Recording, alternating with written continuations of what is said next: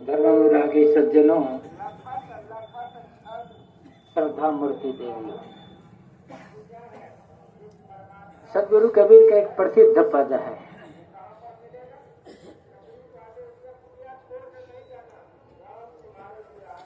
आप लोगों ने बहुतों को याद भी होगा और रिकॉर्डिंग में इस पद को आपने सुना भी होगा।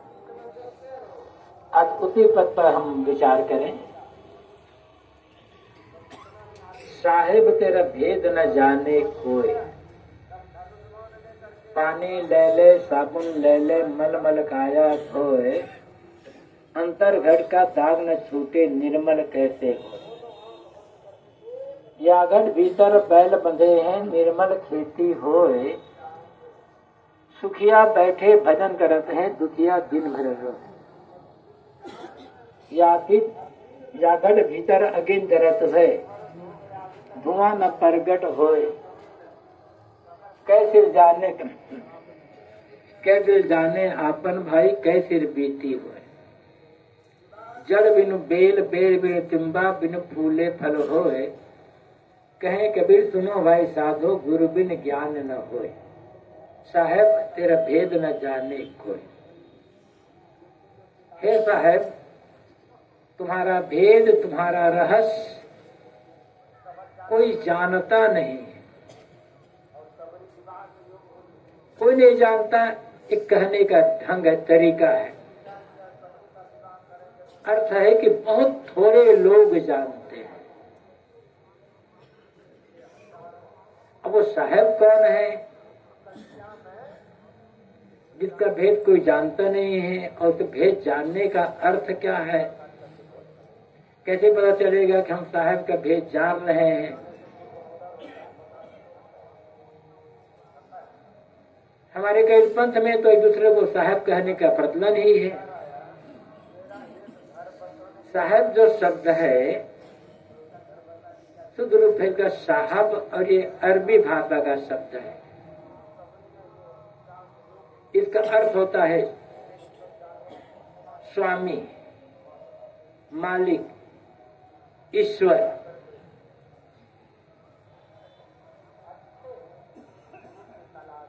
अब इस रूप में जो साहब ने बीजक में साखी कही है, साहेब साहेब सब कहे मोहि अंदेशा और, बैठोगे के साहेब से परिचय बैठोगे के ठोर।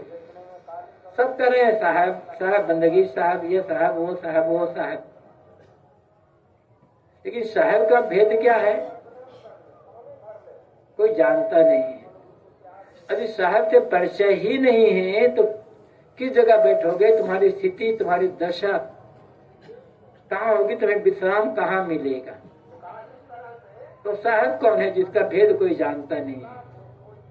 और सब तो कह रहे हैं साहब।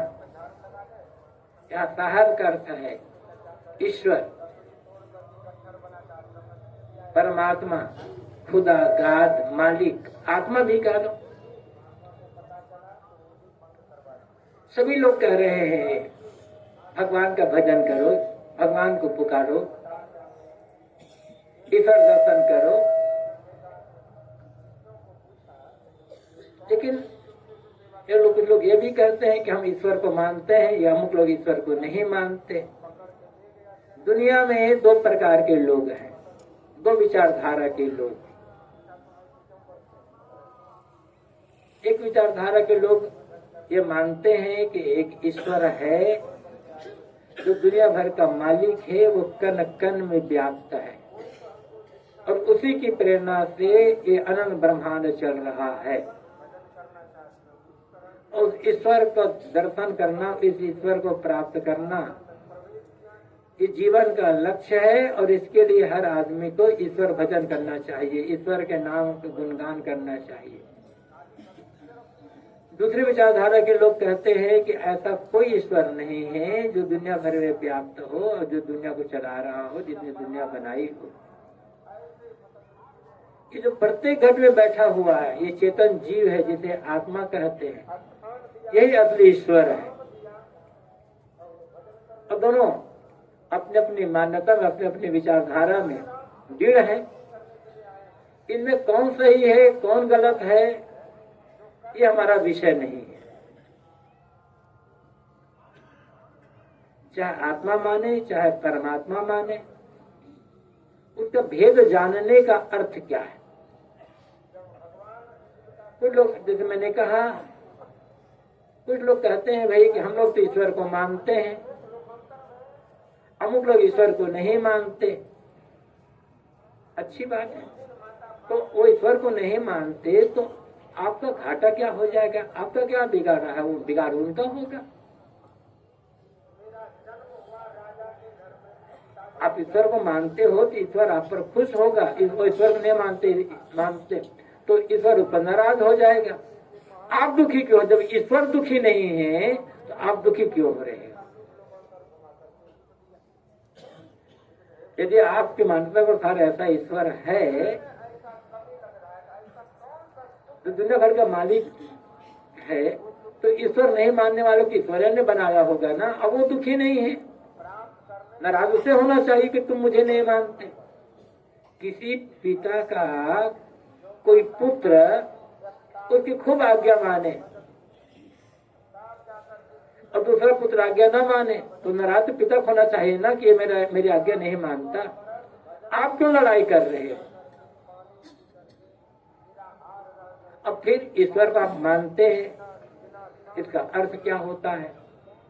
कोई जबान से कह दे मैं तो ईश्वर मानता हूँ, तो क्या इतने कहने मात्र से वो ईश्वर का मानने वाला हो जाएगा? कोई ये कहता है कि मैं तो ईश्वर नहीं मानता, मैं तो आत्मा को मानता हूँ, तो इतना कहने भर से क्या वो आत्मा को मानने वाला हो जाएगा? कोई कसौटी क्या है? और आप ईश्वर को मानते हो तो क्या ईश्वर को कंधे पर बैठाकर गली गली घुमा रहे हो? कि सुबह कि शाम हो जब हो जाती है, ईश्वर भोजन करा करके उसके बिस्तर पर बैठा करके आप उसका तेल मालिश करते हो क्या? आप किस आधार पर कहते हो कि आप हम ईश्वर मानते हैं, ये लोग ईश्वर को नहीं मानते? कोई आधार चाहिए, कोई कसौटी चाहिए ना। क्यों कहने भर से तो नहीं हो जाएगा कि हम ईश्वर मानते हैं, ये लोग ईश्वर नहीं मानते। मैंने कहा इनमें कौन गलत है कौन सही है ये हमारा विषय नहीं है, लेकिन ईश्वर को मानने और न मानने का अर्थ क्या है। और फिर ईश्वर कण कण में व्याप्त है, केवल जबान से कह रहे हो या सचमुच में मान रहे हो? ईश्वर को मानने का अर्थ क्या है? ईश्वर की जो परिभाषा है वो निर्मल है, निर्विकार है, पवित्र है। तो ऐसे ही जब हमारा मन, हमारे जीवन का व्यवहार, हमारे कर्म और आचरण निर्मल और पवित्र हो जाए, हमारा सारा व्यवहार दूसरों के लिए सुंदर हो जाए, तब समझना चाहिए कि हाँ अब मैं ईश्वर को मानने लगा हूँ, मैं ईश्वर को मान रहा हूँ, ईश्वर की भक्ति कर रहा हूँ।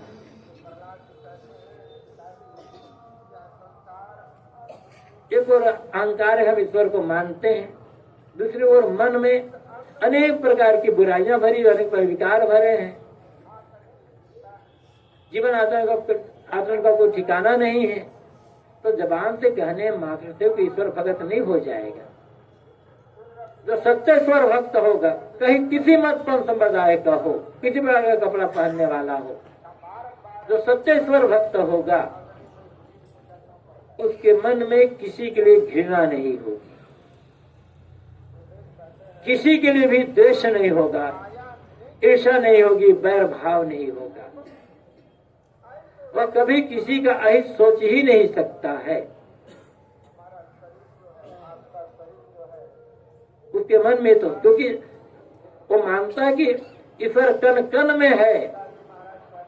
जब ईश्वर कण कण में है तो किसी से घृणा कैसे करोगे? जिससे घृणा कर रहे हो, जिसके लिए मन में ईर्ष्या है, जिसके मन में द्वेष और बैर भाव है, उसमें भी तो ईश्वर है।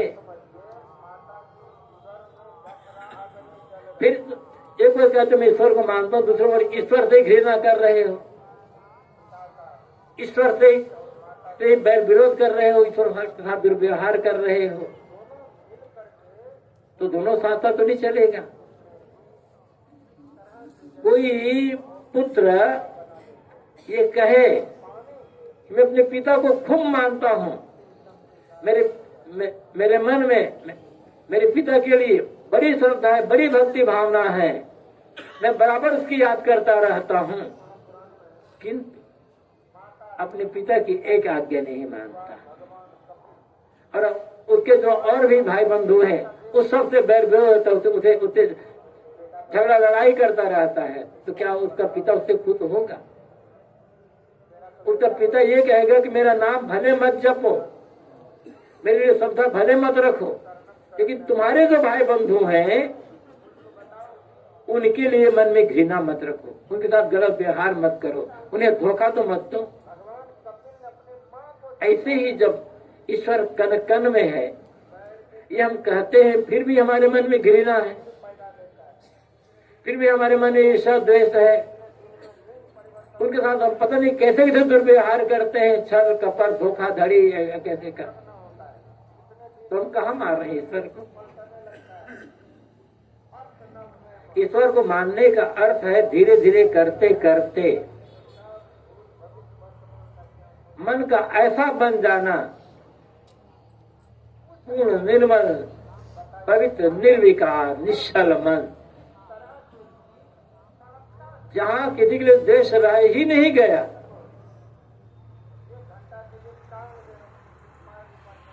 श्री पूरन साहब जी ने कहा है, सब तेरे तू सबन का काको जानी रहता है, सब तो तेरे है और तू सबका है, तुम भी ईश्वर वो भी ईश्वर, फिर ईश्वर से बैर कैसे कर रहा है भाई?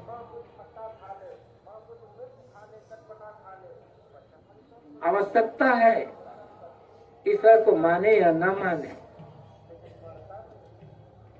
मन को शुद्ध करने के, मन में जितने भी गलत भाव किसी के लिए भी, तो सारे गलत भाव का छोड़ देना, सबके लिए हित कामना, सबके लिए मंगल कामना। जो कर सके हित तो करना ही, हित नहीं कर सकते तो हित कामना तो की जा सकती है, और हम हित कामना न करके अहित कामना कर रहे हैं। दूसरों की उन्नति को देखकर, दूसरों की समृद्धि को देखकर, दूसरों के सुख शांति को देखकर, दूसरों प्रसन्नता को देख करके तुम्हारे मन में जलन हो रही है, तो कैसे माना जाए कि तुम ईश्वर को मान रहे हो? एक सामान्य आदमी, मनुष्यता क्या है?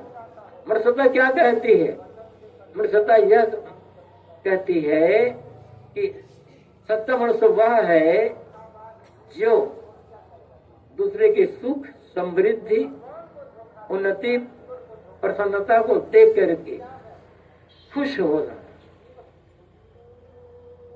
और इतनी ही मनुष्यता हमें नहीं रह गई तो हमने ईश्वर को कहां समझा दिया? अपना मत है कि दूसरे का मत है, अपना संप्रदाय है दूसरे संप्रदाय है। जब ईश्वर एक है और उसकी इच्छा के बिना सब कुछ भी नहीं होता है, तो जितने मत संप्रदाय चल रहे हैं सब ईश्वर चलाया हुआ है, ईश्वर की मर्जी से ही चल रहे हैं सारे मत संप्रदाय। तो हमारा मत बड़ा, तुम्हारा मत छोटा, हमारा मत स्वर्ग का रास्ता, तुम्हारा मत नरक का रास्ता, ये कहां से आ गया? सारे मत ईश्वर चलाए हुए हैं। अब फिर जब ये कहते हैं हम नदी एक घाट बहुत तेरे, ये भी कहते हैं कि ईश्वर को किसी भी नाम से पुकारो, ईश्वर नाम नहीं देता, वो तो भाव देखता है। तब एक ने राम कह दिया, एक ने अल्लाह कह दिया, तो नाराज क्यों हो गया? एक ने शिव कह दिया, एक ने कुछ और कह दिया, तब नाराज क्यों? नाम तो नाम, सारा नाम ईश्वर के ही है। ये कहते हैं ईश्वर के अनंत नाम है, तो राम कहो, कृष्ण कहो, शिव कहो, विष्णु कहो, गणेश कहो, अल्लाह, खुदा, गॉड कहो, यहोवा कहो, परमेश्वर कहो, या कुछ और भी कह दो, सब ईश्वर के नाम है। फिर इस नाम से चिड़ क्यों हो रही है? नाम पे चिड़ होने का मतलब हो जाता है कि ये मानना कि ईश्वर अलग अलग है, एक नहीं कई कई ईश्वर है और उनके अनेक नाम है। ये बात थोड़ा समझने की है और अपनी बात हम स्वयं कहकर समझ नहीं पा रहे हैं। ईश्वर कण कण में हम कहते हैं, अच्छी बात है, ऐसी भावना रखनी चाहिए। तो यदि ईश्वर कण कण में है या मानते हैं तो किससे छिपा करके भूत लेते हो? ईश्वर तो अंतर्यामी है, वो सब कुछ, उससे कुछ छिपाया ही नहीं जा सकता। तो ईश्वर जब से छिपाया जा नहीं सकता, वो कण कण का हाल जानता है, सर्वांतर्यामी है, तो भूत लेते समय ईश्वर से डरते क्यों नहीं हो? मुंह से क्यों डरते हो? जब मिलावटबाजी करते हो, चना में कंकड़ मिलाते हो, घी में डालडा मिलाते हो, चावल में और कुछ में कंकड़ मिला देते हो और कुछ में मिला देते हो, तो ईश्वर तो कण कण में हो, तो देख रहा है ना। और ईश्वर देखते देखते तुम पाप कर रहे हो, ईश्वर देखते देखते इतना बुरा काम कर रहे हो, तब कैसे माना जाए कि तुम ईश्वर को मानने वाले हो, ईश्वर को कण कण में मानते हो? तो जो जिसे विश्वास होगा, पूरा का पूरा विश्वास ईश्वर कण कण में है, वो कहीं भी कुछ गलत काम नहीं कर सकता, कुछ भी गलत काम नहीं कर सकता, क्योंकि जहां गलत काम करेगा वहां ईश्वर देख रहा है। और फिर भी हम गलत काम करते हैं। इसका मतलब यह है, हम जबान से भले कह देते हैं कि ईश्वर कण कण में है, हृदय से अंदर से नहीं मानते, तभी तो गलत काम कर रहे हैं। इसलिए साहब को कहना पड़ा कि साहब तेरा भेद न जाने पर, ऐसा है तुम्हारा भेद कोई जानता नहीं, मतलब बहुत थोड़े लोग जानते हैं। सच्चे स्वर भक्त की जो रहनी बताई गई है, चाहे रामचरित मानस में हो, चाहे गीता में हो, चाहे भागवत में हो, या किसी अन्य पुराण में हो, वो यही कहा गया है ना, द्वेष रहित, घृणा रहित, बैर रहित, स्वार्थ रहित, लोभ लालच रहित, अहंकार रहित, कर्ता रहित, कठोरता रहित मन वाला हो जाना, ये ईश्वर भक्त का लक्षण है।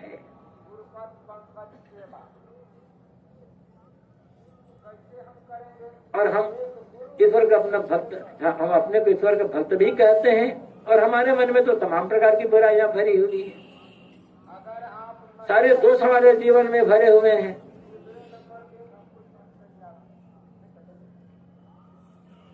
ये कैसे हो सकता है? ईश्वर को जानने का, साहब को जानने का अर्थ हुआ मन से सारी कड़ुता, कठोरता, क्रूरता का त्याग होकर जाने, घृणा, द्वेष, सबका त्याग होकर के मन का पूरा पूरा स्वच्छ, निर्मल, निर्विकार, पवित्र और सरल कोमल बन जाना। यही आत्मा को मानने के तरह। अब आत्मा मानो तो जैसे आत्मा निर्मल है, निर्विकार है, ऐसे हमारा मन निर्विकार हो जाए, तब तो हम कहते हम आत्मा को मानते हैं, आत्मा को जानते हैं। मैं शुद्ध बुद्ध निर्मल आत्मा हूँ। एक जपने और रटने मात्र से हमारा कल्याण होने वाला नहीं है। हम तो जपते तो हैं, हम तो चेतन ज्ञान स्वरूपम, मैं शुद्ध चेतन हूँ, ज्ञान स्वरूप हूँ। हमारे कर्म ज्ञान पूर्वक हो रहे नहीं हो रहे, हमारा खाना पीना, हमारा बात व्यवहार, हमारा चलना फिरना, हमारा सोचना विचारना ज्ञान पूर्वक हो रहा है या नहीं हो रहा है? और यदि नहीं हो रहा है तो मैं आत्मा हूं कहने पर तो मुक्ति हो जाएगी। ये तो जबानी ज्ञान नहीं कर सकते हैं, तोता रटंत ज्ञान है। हमारे पास जो ज्ञान है वो तोता रटंत ज्ञान है। बस गले के नीचे वो ज्ञान उतरता ही नहीं है, और जब उतरा भी तो ज्ञान दूसरों को समझाने के लिए है, इससे कल्याण नहीं होगा। इसलिए योग दर्शन में जो कहा गया है, सत्व पुरुषयो शुद्धि साम्य कैवल्यम, सत अंतःकरण, मन नहीं कर सकता, मन अंतःकरण अलग अलग है भी नहीं। पुरुष आत्मा, जिसे हम आत्मा कहते हैं, उसको सांख्य योग दर्शन में पुरुष कहा गया है। उसको जीव भी कहते हैं, चेतन भी कहते हैं, मध्य पंजलि कहते हैं। जैसा पुरुष शुद्ध है, ऐसे ही जब अंतःकरण शुद्ध हो जाएगा तब कैवल्य होगा, तब मोक्ष की प्राप्ति होगी, तब मुक्ति होगी। मतलब जीवन के सारे आचरण, हमारा मन जब गंदा होता है, हमारे मन के विचार गंदे होते हैं, तब हमारा व्यवहार गंदा होता है, हमारा खान पान गंदा होता है, हमारे कर्म गंदे होते हैं, हमारा आचरण गंदा होता है। और जितना हमारा खान पान, हमारा कर्म, व्यवहार, आचरण गंदे होते हैं, उतना हमारा मन और गंदा होता है। मन की गंदगी से इंद्रियों के व्यवहार गंदे होते हैं, इंद्रियों के व्यवहार की गंदगी से मन गंदा होता है। दोनों दूसरे के पूरक हैं, एक बात दूसरे पर पड़ता ही पड़ता है। हमारा मन पवित्र है, तब व्यवहार पवित्र क्यों नहीं है? आचरण, कर्म, खान पान, रहन सहन, ये सब पवित्र क्यों नहीं है? ये सोचने के बाद इन बातों में चिंतन करना, साहब को जानना है। एक आदमी कह देता है, भाई हम तो भगवान के भगत हैं, उनकी कृपा से दुनिया चल रही है, उन्हीं कृपा से हमारे पास जो कुछ है सब है। तो आदमी कहते भाई हम तो भगवान नहीं मानते, हम तो आत्मा को मानते हैं, आत्मा सब कुछ है। तो दोनों का कहना केवल जबानी है, चाहे ईश्वर मानो चाहे ईश्वर न मानकर आत्मा को मानो, दोनों का अर्थ है जीवन व्यवहार की पवित्रता, कर्मों की शुद्धि। यहाँ पर भी चोट पहुंचाने की भावना रहेगी नहीं, द्वेष भाव तो रहेगी ही नहीं। यदि कर्मों की शुद्धि नहीं हुई, आचरण की शुद्धि नहीं हुई, मन की शुद्धि नहीं हुई, तो न हम ईश्वर को जानते हैं न आत्मा को जानते हैं, न हम ईश्वर को मानते हैं न आत्मा को मानते हैं, केवल जबान से रट रहे हैं बदतोता के समान। और यदि हमारा मन शुद्ध हो गया, निर्मल हो गया, हमारे कर्म, व्यवहार, आचरण सारा सब कुछ सब शुद्ध हो गया, तो चाहे जबान से कहो या मत कहो, आप सच्ची ईश्वर को मान रहे हैं, आप असेन से आत्मा को मान रहे हैं। ये दोनों के लिए रास्ता एक ही है, रास्ता अलग अलग नहीं है। इसलिए लड़ने का आवश्यकता नहीं है कि हम तुम ईश्वर को नहीं मानते, हम ईश्वर को मानते हैं, नहीं, अभी आत्मा सच है, तुम्हारा ईश्वर झूठा, ये सब लड़ने का आवश्यकता नहीं है। और लड़ने वाला ना आत्मा को समझता है ना परमात्मा को समझता है। जहां लड़ाई बंद हो जाती है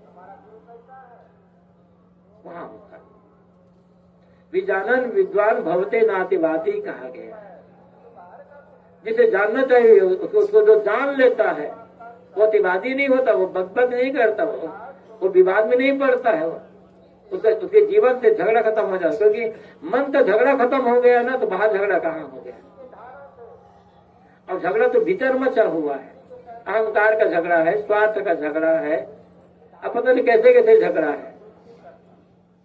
जो साहब ने भी तो कहा है, कहीं कबीर सोई जो ने मेरा जो घर की राय नहीं मेरे, वो मेरा भक्त है, वो मेरा न्याय है। आप ये कह सकते हैं वह ईश्वर का भगत है, वह गुरु का भगत है, वह व्यक्ति सभी महापुरुषों का भक्त है, जिसने अपने घर अंतःकरण के सारे झगड़े को मिटा दिया, जिसके भीतर का कला मिट गया है, जिसके भीतर का सारा विकार मिट गया, जिसका भीतर मन पूरी तरह से निर्मल हो गया। आप कहते हैं वही मेरा अनुयायी है, वही मेरा भक्त है, वही परमात्मा का भक्त है।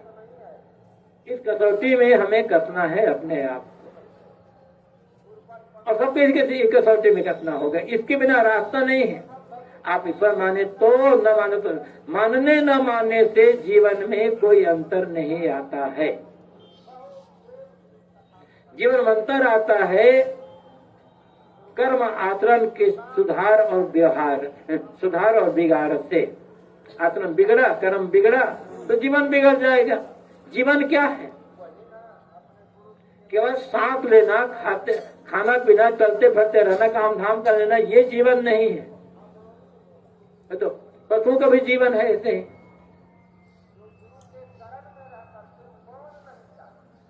लोहार की भांति भी सांस लेती है, हम भी सांस ले रहे हैं। कुछ पता ही नहीं है कि अपना क्या पराया है, क्या करना है, क्या नहीं करना है, क्या सच है, क्या झूठ है, कहीं कोई सावधानी ही नहीं है। तो लोहार की भांति में और हम में फर्क ही क्या है? टेप रिकॉर्डर चालू कर दो, आजकल तो मोबाइल है, यूट्यूब चालू कर दो, सुनते रहो घंटा प्रवचन। हम भी बोल रहे हैं तो उस मोबाइल में और हम में फर्क ही क्या है? वो भी बोल रहा है, हम भी बोल रहे हैं, फर्क क्या हो गया? यदि आवाज निकलने मात्र से ही, बोलने मात्र से ही हमारा जीवन है, हम जीवित हैं, तो टेप रिकॉर्डर से भी तो आवाज निकलती है ना, लाउड स्पीकर से भी आवाज निकलती है, वो भी जीवित रहना चाहिए। यदि ये कहा जाए कि हम चलते फिरते हैं, हम काम धाम करते हैं, तो आजकल तो रोबोट बना लिया गया है, रोबोट भी काम धाम करता है, रोबोट भी चलता फिरता है, तो उसका भी जीवन होना चाहिए। लेकिन हम जीवन तो नहीं कहते। जीवन तब हो क्योंकि रोबोट न सुधरेगा न बिगड़ेगा, न मोबाइल न तो लोहार भाती, जैसे वैसे हमें जहां संभावना है नीचे गिरने की, जहां संभावना है ऊपर उठने की, जहां सुधार किया जा सकता है, तब कहना चाहिए सचमुच में हम मनुष्य, हम जीवित मनुष्य हैं, जीवित प्राणी हैं। सुधार की संभावना ही नहीं है तो मशीन के समान है, हम फिर तो जड़ हैं।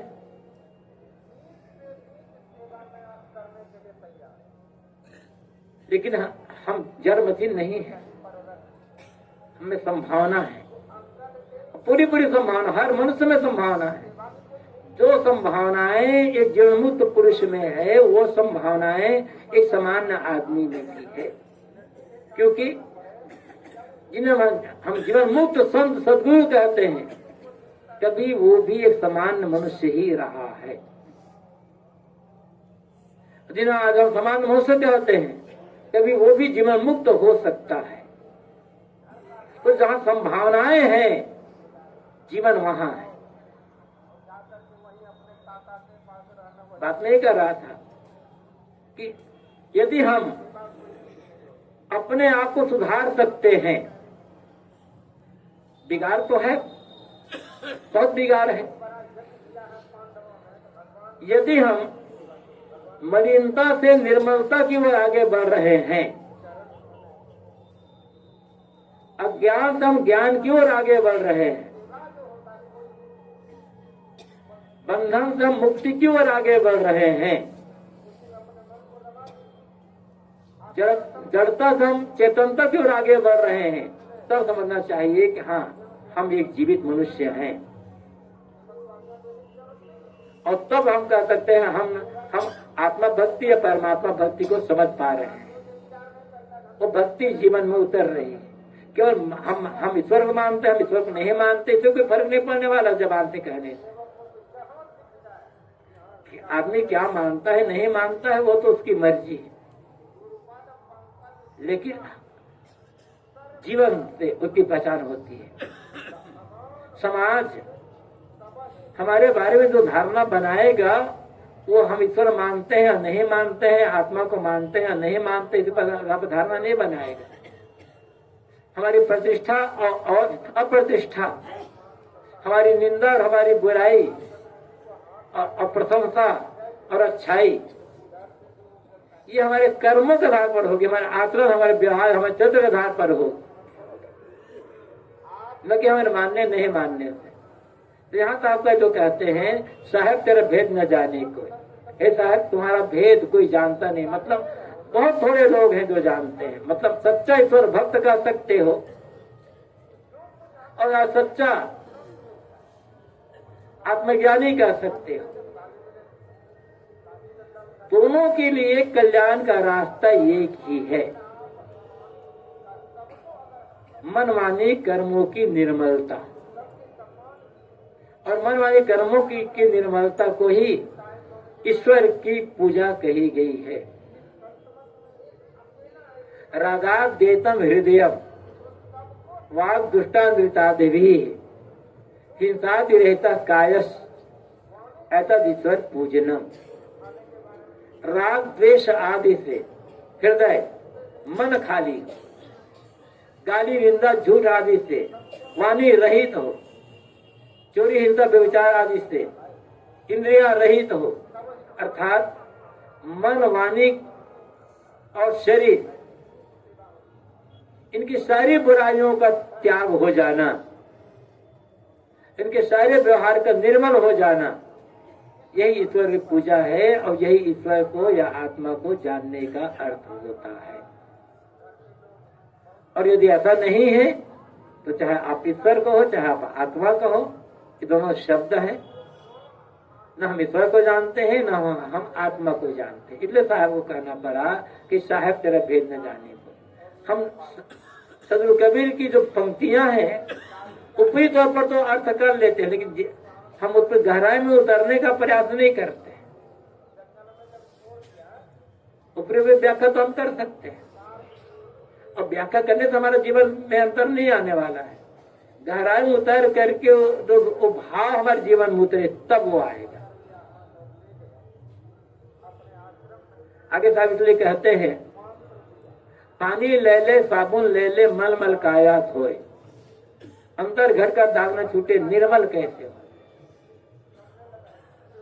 तुम पानी साबुन लेकर के रगड़ रगड़ करके काया को तो धो रहे हो, परंतु इस पानी साबुन से शरीर को रगड़ने से तुम्हारे भीतर का जो दाग लगा है वो दाग धुलने वाला नहीं है, और तो तुम्हारा मन निर्मल होगा ना तुम्हारा जीवन निर्मल होगा। यहाँ पानी और साबुन लेकर नहाने का साहब मना नहीं कर रहे हैं, नहाना है लेकिन केवल शरीर को ही धोना है या मन के दाग को धोना है, मन की बुराइयों का भी त्याग करना है, ये सोचने की बात है। शरीर को तो हम रोज रोज धो रहे हैं, रोज धोते हैं, और मन जो जो जीवन बीतता जाता है त्यो तो हमारा मन गंदा होता चला जाता है, मलिन मायाओं में डूबता चला गया, राग द्वेष अहंकार कामना तृष्णा में अकंठ डूब जाता है मन। शरीर उम्र बढ़ने के साथ साथ जर्जर होता चला जाता है, शक्ति घटी चली जाती है, लेकिन उम्र बढ़ने के साथ साथ मन और माया में डूबता चला जाता है, तृष्णालु होता चला जाता है। इससे काम नहीं बनेगा। तो साहब कहते हैं तुम अच्छी बात है कि साबुन पानी लेकर के शरीर को मल मल करके धोते हो, नहाते हो, ऐसे ही तुम्हें अपने मन को भी धोने की आवश्यकता है ना। ये काम तो हम नहीं करते। एक उपनिषद में एक मंत्र आया है जिसका एक अंश है, स्नान मनोमलम त्याग। वास्तविक स्नान क्या है? वास्तविक स्नान है मन की मलिनता का त्याग करना। अब क्या मानते हो ये नहीं कहा गया है। आत्मा मानते हो, परमात्मा मानते हो, दोनों को नहीं मानते हो, या दोनों को मानते हो, दोनों से अलग कुछ मानते हो, ये आपका विश्वास, आपकी मर्जी। लेकिन वास्तविक स्नान है क्या? वास्तविक स्नान है मन की मलिनता का त्याग होते जाना, और त्याग होते होते सारी मलिनता का त्याग होकर मन पूर्ण निर्मल हो गया।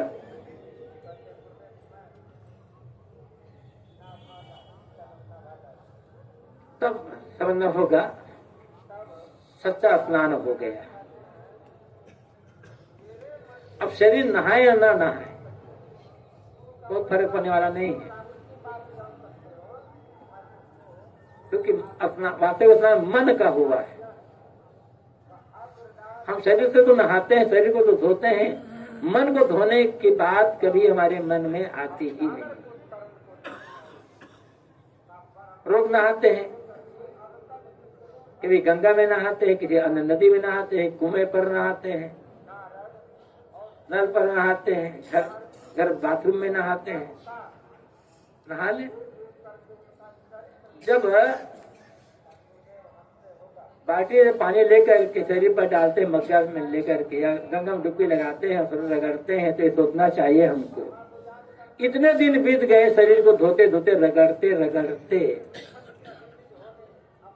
कभी मैंने अपने मन को भी धोने का काम किया ही या न किया? एक बार अपने से पूछना, रोज पूछते जाइए। शरीर को तो मैं रोज धो रहा हूं, कभी मन को धोया है या नहीं धोया है? क्या मुझे केवल मात्र शरीर को धोना चाहिए, मन को धोना नहीं चाहिए? क्या शरीर को धोने मात्र से ही मेरा दुख दूर हो जाएगा? क्या शरीर को धोने मात्र से ही मेरे बंधन कटेंगे, मुझे मुक्ति मिलेगी? अपने आप से पूछते चले जाए, और जितनी गहराई से ईमानदारी से पूछेंगे उत्तर भीतर से अपने आप आ जाएगा। उत्तर क्या आएगा? सब जानते। उत्तर यही आएगा कि शरीर को धोने मात्र से मन नहीं धुलेगा, मन को धोने का काम करेगा।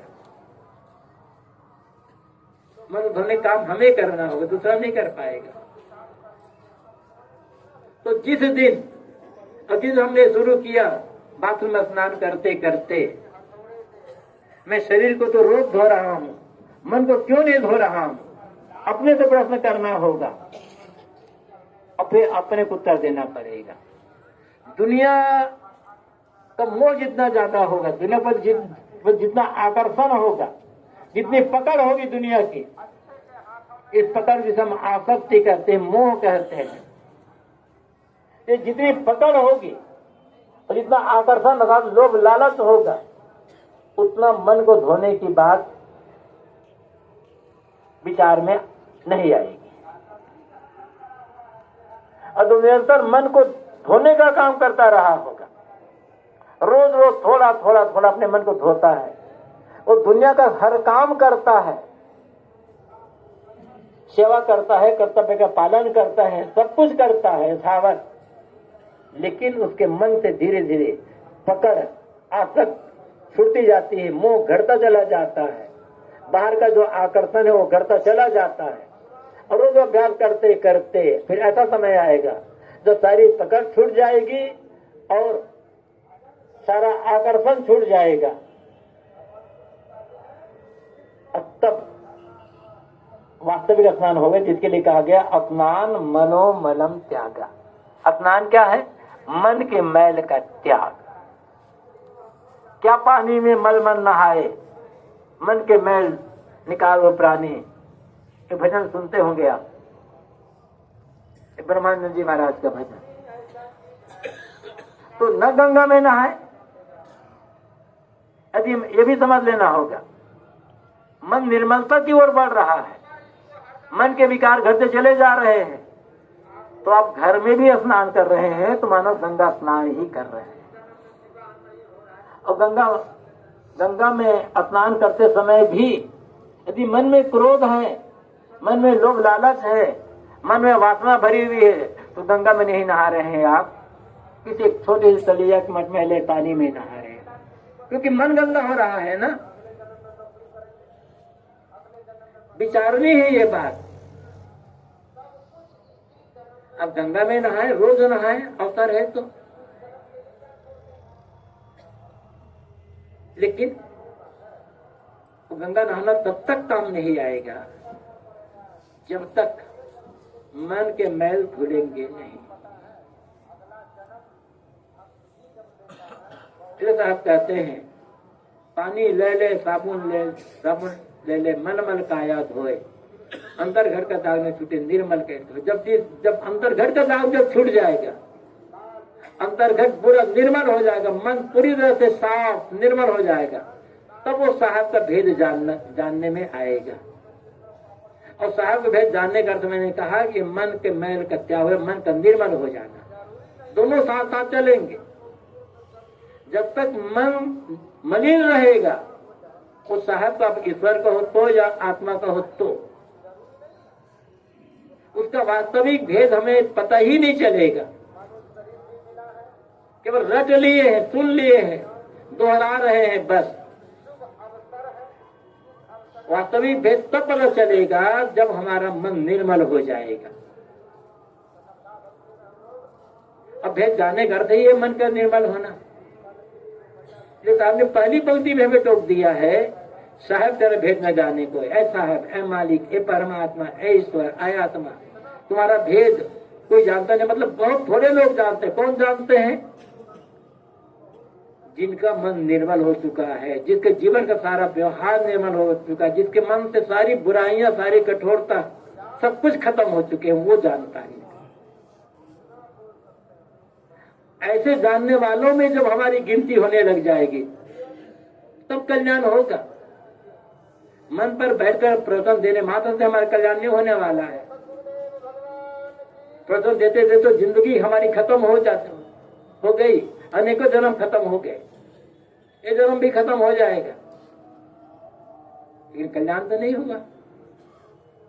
कल्याण तब होगा जब मन का सारा मैल धुलेगा।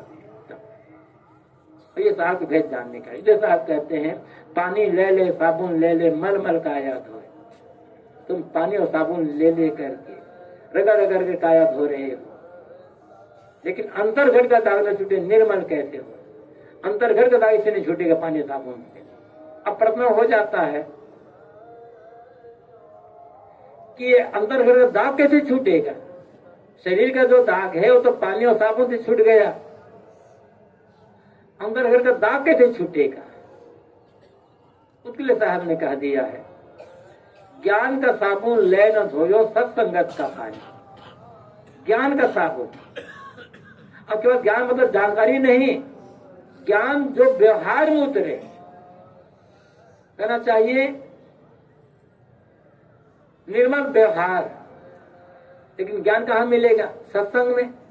ये सत्संग में जाकर के संतों गुरुजनों की वाणी सुनना होगा, और भी निष्पक्षता पूर्वक। सही ज्ञान जब होगा, और सही ज्ञान का अर्थ ही होता है सारे भ्रम, अंधविश्वास, मिथ्या महिमा, चमत्कार, पाखंड का खत्म होकर के जो जैसे उसको ऐसा जान लेना और आचरण का व्यवहार का पूर्ण निर्मल हो जाना। ये दोनों पंक्तियों में साहब ने हमें चेतावनी दे दी है और हमें रास्ता बता दिया है कि हम भक्ति करते हैं, सत्संग करते हैं, उसका अर्थ क्या होता है। पूरा पद मैंने कहा था, लेकिन इतना ही पर्याप्त है हमारे कल्याण के लिए। फिर से पूरा पद मनन कर लें। साहेब तेरा भेद न जाने कोई, पानी ले ले साबुन ले ले मल मल काया धोए, अंतर घट का दाग न छूटे निर्मल कहते हो। या घट भीतर बैल बंधे हैं निर्मल खेती होए, सुखिया बैठे भजन करते हैं दुखिया दिन भर। या घट भीतर अगिन जरत हुए धुआं न प्रगट होए। ये ज्ञान क्या, जो साहब का भेद जानने वाला होता है, जो सचमुच में साहब का भेद जान गया है या जानने के में लगा हुआ है, उसके भीतर आग जलती है। कौन सी आग जलती है? आत्मज्ञान की आग, वैराग की आग जलती है। ऐसे धुआं नहीं होता। कौन कितना वैराग्यवान है, कौन कितना ज्ञानी आत्मज्ञानी है, किसकी साधना कितनी चल रही है, इसके बाहरी कोई पहचान नहीं है। कैसे कैसे जाने अपन भाई, या तो अपने उस व्यक्ति का अपना मन जानेगा, उसका दिल जानेगा कि सचमुच में मेरे भीतर में कितना वैराग्य, इतना ज्ञान है, मेरी साधना कैसी चल रही है। हर व्यक्ति खुद जान सकता है, या फिर कैसी बीती हो, या फिर उस रास्ते से जो गुजरा हुआ है वो जानेगा। कोई धुआं नहीं प्रकट होगा इसमें, कोई भारी लक्षण नहीं है, कोई ऐसा थर्मामीटर नहीं है कि मुंह में लगा दो, कहीं लगा दो, पता चल जाए कि व्यक्ति कितना ज्ञानी है और कितना वैराग्यवान, कितना साधना परायण है। बात हम जान ही नहीं सकते। जानना है तो वैसा काम करना पड़ेगा, उस रास्ते से गुजरना होगा, उस साधना से गुजरना होगा, तब जानना होगा। इसलिए साहब कहते हैं कि या घट भीतर अगिन जरत है, धुआं न प्रगट हो। कैसे जो जाने आपन भाई कैसे बीते हुए, जड़ बिनु बेल बेल तुम बिनु फल फूले फल होए। कहें कि भाई सुनो भाई साधु, गुरु बिन ज्ञान न हो, गुरु के बिना ज्ञान नहीं होगा। गुरु जिसे सचमुच में आत्मबोध है या परमात्मा बोध है कह सकते हैं, और जिनका जीवन सचमुच में वैसा निर्मल हो गया है, जैसे आप आत्मा को हो या परमात्मा को, जैसे आत्मा या परमात्मा जैसा निर्मल है, निर्विकार है, शुद्ध पवित्र है, वैसे जिसके जीवन का सारा व्यवहार निर्मल पवित्र हो जाएगा, वो गुरु है। और ऐसे गुरु की शरण में जाकर के हमें उस साहब का भेद मालूम होगा, और तब सही ज्ञान होकर हमारा कल्याण हो सकता है। इसलिए हमें सत्संग में जाना है, समझना है, और सत्य गुरु की खोज उनके शरण में जाकर के आत्मबोध प्राप्त करके जीवन को मानने का काम करना है। यही साधना है, ऐसे हमारा कल्याण निहित है। आपका बहुत बहुत धन्यवाद। अपने वाणी को पीरा। बोलिए सद्गुरु देव की जय।